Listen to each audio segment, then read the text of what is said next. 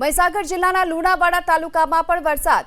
લુણાવાડા અને આસપાસના ગ્રામ્ય વિસ્તારોમાં પણ વરસાદ ખાબક્યો.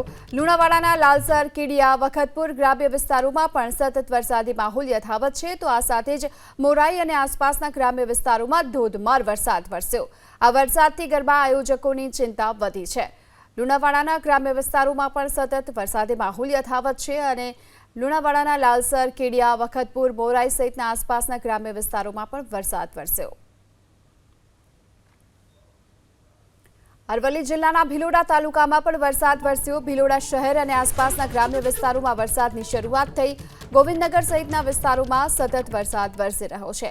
આ વરસાદને લઈને રોડ રસ્તા પાણી થઈ ચૂક્યા છે. ભિલોડા શહેરની સાથોસાથ આસપાસના ગ્રામ્ય વિસ્તારોમાં પણ સતત વરસાદી માહોલ યથાવત છે.